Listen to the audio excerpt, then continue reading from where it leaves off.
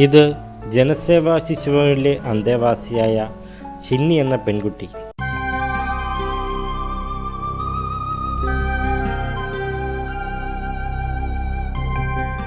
കുറച്ച് വർഷങ്ങൾക്ക് മുമ്പ് എറണാകുളം റെയിൽവേ സ്റ്റേഷനിൽ വെച്ചാണ് യാത്രക്കാരുടെ മനസ്സിൽ തീ കോരിയിടുന്ന അതിദയനീയമായ ഒരു സംഭവം ഉണ്ടായത്. മാനസികാസ്വാസ്ഥ്യമുള്ള നാടോടി സ്ത്രീയുടെ ഒക്കത്തിരുന്ന് 3 വയസ്സ് പ്രായം തോന്നിക്കുന്ന പെൺകുഞ്ഞ് വളരെ ഉച്ചത്തിൽ നിലവിളിക്കുകയാണ്.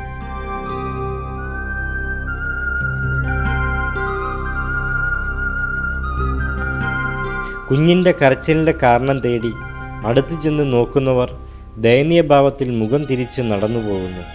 ചിലർ കരളലിയിക്കുന്ന ആ കാഴ്ച കണ്ട് കണ്ണുപൊത്തുന്നു. തലയുടെ പിൻഭാഗത്ത് ആഴത്തിലുള്ള വലിയ ഒരു മുറിവുമായി വാവിട്ട് കരയുന്ന ആ കുഞ്ഞിനെ ആശുപത്രിയിലെത്തിക്കുവാൻ ആരും തുനിഞ്ഞില്ല. തലയൊട്ടി പുറത്ത് കാണത്തക്ക വിധത്തിലുള്ള ആഴത്തിലുള്ള മുറിവായിരുന്നു അത്. ഒടുവിൽ ആലപ്പുഴ വണ്ടാനം സ്വദേശി സനലും സഹോദരൻ ബിജുവും ചേർന്ന് പരുക്കേറ്റ കുഞ്ഞിനെ ചികിത്സയ്ക്കായി എറണാകുളം ജനറൽ ആശുപത്രിയിലെത്തിച്ചു. വിവരമറിഞ്ഞെത്തിയ ജനസേവാ ചെയർമാൻ ജോസ് മാവേലിയും കുഞ്ഞിൻ്റെ രക്ഷയ്ക്കുള്ള പ്രവർത്തനം ആരംഭിച്ചു.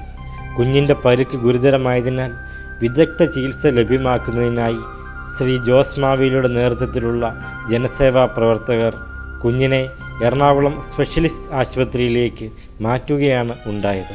കുഞ്ഞിന് ആഴത്തിലുള്ള മുറിവാണ് തലയ്ക്ക് പറ്റിയിട്ടുള്ളതെന്നും ത്വക്ക് മാറ്റിവെക്കൽ ശസ്ത്രക്രിയ ഉൾപ്പെടെയുള്ള ചെലവേറിയ ചികിത്സകൾ എത്രയും പെട്ടെന്ന് നടത്തണമെന്നും സ്പെഷ്യലിസ്റ്റ് ആശുപത്രിയിലെ ഡോക്ടർമാർ അറിയിച്ചു. അതിനനുസരിച്ച് ചികിത്സയ്ക്കുള്ള പണം കെട്ടിവെക്കാനും ചിന്നിക്ക് വിദഗ്ധ ചികിത്സ ലഭ്യമാക്കാനും ജോസ് മാവേലി തയ്യാറായി.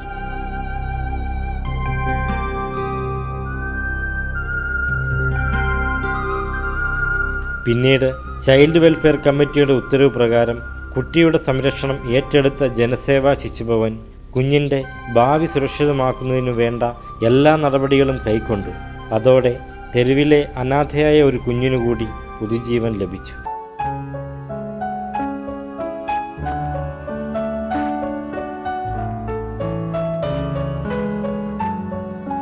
ആലുവ സെറ്റിൽമെൻറ്റ് ഗവൺമെൻറ് സ്കൂളിൽ 1ാം ക്ലാസ്സിൽ പഠിക്കുകയാണ് ചിന്നി എന്ന ഈ കൊച്ചുമിടുക്കി.